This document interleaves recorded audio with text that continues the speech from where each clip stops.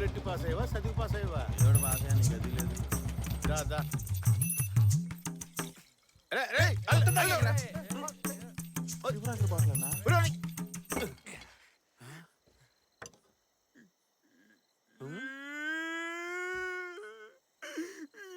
ఏమైందో చెప్పలుడు.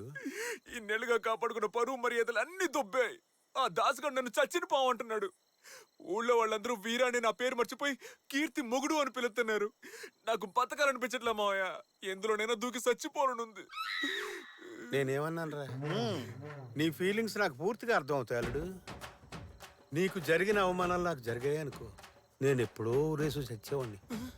మళ్ళీ చేస్తాడు. నిన్న కాకినాడ కాంతారావు ఇంటికెళ్ళి మా అల్లుడికి మీ పిల్లనిస్తావా అని అడిగాను. దానికి ఆయన ఏమన్నాడో చెప్పమంట? ఏమన్నాడు? మీ అల్లుడు బారిలో గొడవ పడతాడు, పంచాయతీలో గొడవ పడతాడు, అంతెందుకు గుళ్ళో కూడా గొడవ పడతాడు. ఎక్కడ పడితే అక్కడికి నా కూతురు వెళ్ళి ఫైటింగ్లు చేసి కాపాడలేదు, దాన్ని నేను అలా పెంచలేదు అన్నాడు. దాని అర్థం ఏంటనుకున్నావు? ఏమర్థం మావయ్య? నీ పిల్లని తోడు లేకుండా నువ్వు ఒంటరిగా ఒంటేలు కూడా పోవని అర్థం అల్లుడు.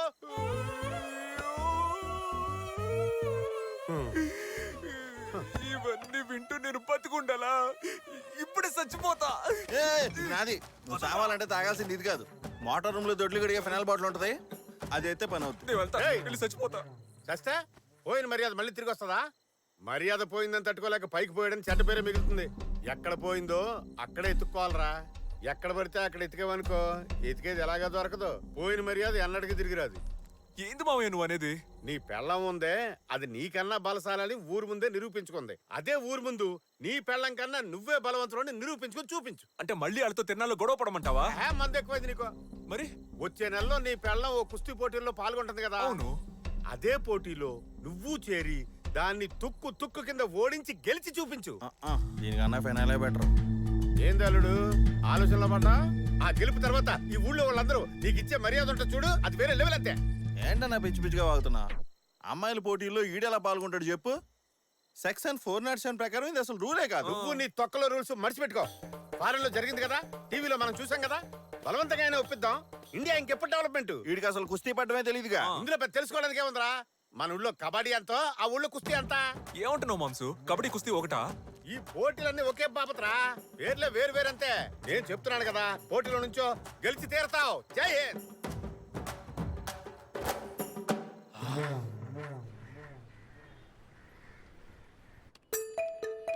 అయ్యో, చెబితే మీకు అర్థం కాదా? అది లేడీస్ కి జరిగే పోటీ, ఆడాళ్ళు మాత్రమే ఆడాలందులో. జెంట్స్ ఆడే పోటీలో పాల్గొను నువ్వు. అది జరగని పని అని చెప్తున్నా.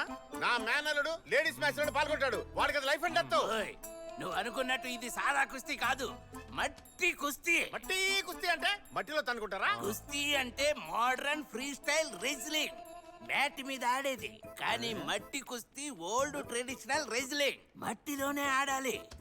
Super tough. అదంతా నువ్వు చెప్పకూడదయ్యా. మేమంతా పుట్టినప్పటి నుంచి మట్టిలోనే దొరిలాం. గిల్లి గోలి బొంగరం కోతుకొమ్మచ్చి చుక్చుక్కు బిళ్ళ తొక్కుడు బిళ్ళ కర్రసాము, ఇలా మేము ఆడిన ఆటలన్నీ జీవితంలో వాడుంటావా? మేమందరం మట్టిలో మాటికెళ్ళయ్యా. నువ్వు మట్టి వాగుడు ఆపి మా అల్లుడి పేరు రాసుకో. Hello sir. అవును సార్, బాగా నసగాళ్ళ ఉన్నారు. ఇదిగో వస్తున్నారు. ఈడే ఒక పొట్టి నస మన్న నస అంటున్నాడు. వెళ్ళు, నువ్వు వచ్చాక చెప్తా. ఏంటి ప్రాబ్లం? సార్, రాజమండ్రి ఏరియా నుంచి వచ్చా సార్.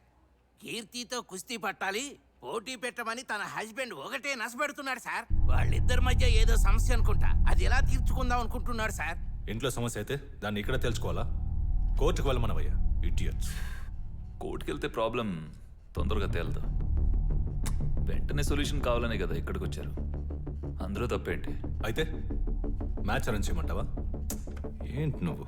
మ్యాచ్ అరేంజ్ చేస్తే తప్పేంటి? ఇంతకు ముందు హస్బెండ్ అండ్ వైఫ్ మ్యాచ్ జరగనేలేదు. జరిగితే ఆల్రెడీ పోటీలన్నిటికీ షెడ్యూల్ ఫిక్స్ చేశాం కదా సార్. స్పెషల్ కేటగిరీ మ్యాచ్ అని అనౌన్స్ చేస్తే పోలా? అంతా మన చేతిలో పనేగా. అచ్చరే, నువ్వెందుకు ఈ మ్యాచ్ జరిపించాలని అంత ఇంట్రెస్ట్ చూపిస్తున్నావు? కమ్ ఆన్, ఈ మ్యాచ్ జరిగితే నీకు నీ క్లబ్కే బెనిఫిట్. ఎలా చెప్పు? ఒక హస్బెండ్ వైఫ్ మ్యాచ్ జరిగితే పబ్లిక్ లో ఒక ఎక్సైట్మెంట్ ఉంటుంది. స్పాన్సర్స్ చాలా మంది వస్తారు, అడ్వర్టైజ్మెంట్స్ ఉంటాయి. మనం టికెట్ రేట్స్ పెంచి డబ్బులు బాగా లాగొచ్చు.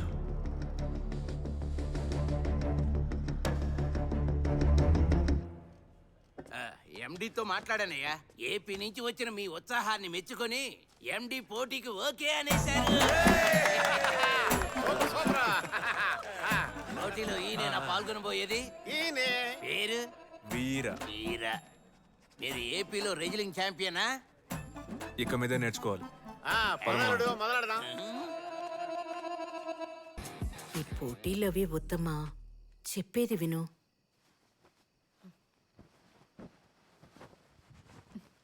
నీ ఇష్టం వచ్చినట్టేడు, నా మాట ఎప్పుడు విన్నావని. అయినా ఆడపిల్లకి ఇంత అహంకారం ఉండకూడదు.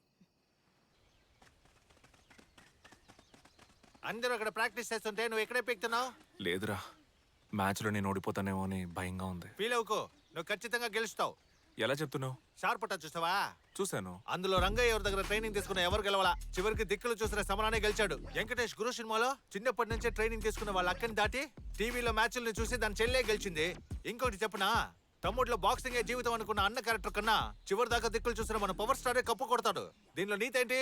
మ్యాచ్ లో గెలవడానికి దిక్కులు చూస్తే చాలు. నువ్వు బాగా దిక్కులు చూస్తున్నావుగా.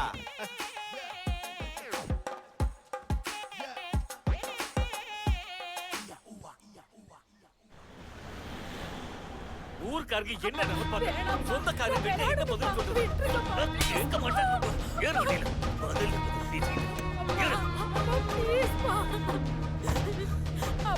எனக்கு கல்யாணம் வேணும்பா, ப்ளீஸ் பா. அப்பா ப்ளீஸ் பா. என் பொண்ணு வீட்டை விட்டு வந்து 2 மாசம் ஆச்சு. அவளுக்கு என்ன ஆச்சு? அவ எங்க போனான்னு தெரியாம அவ அம்மா வீட்டுல படுத்த படுக்கையா கிடக்கா. நீ ஒரு கோச் தானையா? நீயாவது வீட்டுக்கு இன்ஃபார்ம் பண்ணிருக்கலாம்ல.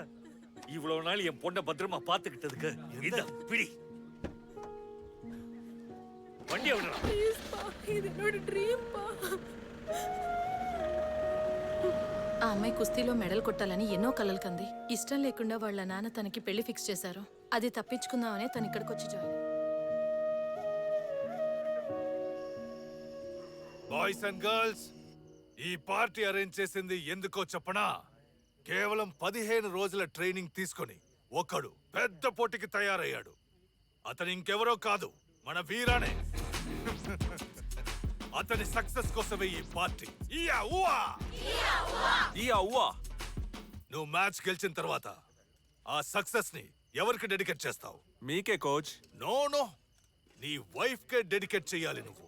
రేయ్, గెలిచినప్పుడు కదరా డెడికేట్ చేయాలి. ఓడిపోయే మ్యాచ్ కి ఎందుకు గోలా? రేయ్, ఎక్కడికి? మెక్కడానికే. వస్తావా? కోచ్, వైఫ్ అండ్ వైఫ్ గురించే మాట్లాడుతున్నారు. మీ వైఫ్ చనిపోయి చాలా కాలం అయింది, ఇంకా ఆవిడ గురించే తలుచుకుంటున్నారా? రోజులు గడిచే కొద్దీ తన జ్ఞాపకాలతోనే బతుకుతున్నాను. తాగుతూ మృగంలా తిరుగుతున్న నన్ను మనిషిలా మార్చింది తనే. తన నాన్నకి నన్ను పరిచయం చేసి కుస్తీ నేర్పించమంది. ఒకరోజు పెళ్లి కూడా చేసుకుంది. అంతా తన ఇష్టమే. పిల్లలు లేకుండా కూడా ఉండొచ్చు, కానీ వయసు అయిపోయాక భార్య లేకుండా ఒంటరిగా బతకలేం. మీ మధ్య అసలు గొడవలు రాలేదా?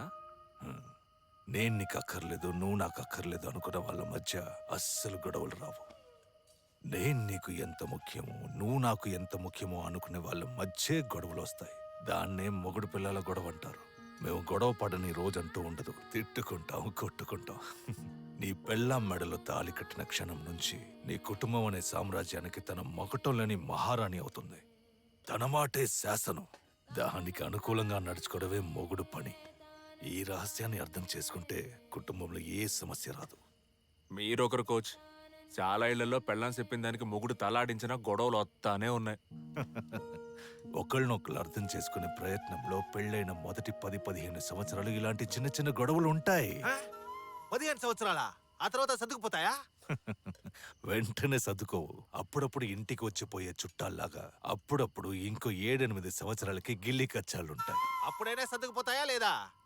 ఆ తర్వాత ఇద్దరికి వయసు 50-60 పైబడుతుంది. గొడవ పడ్డానికి ఇద్దరి ఒంట్లో శక్తి ఉండదబ్బాయి. ఆ క్షణం నుంచి మొదలవుతుంది ప్రశాంతమైన జీవితం.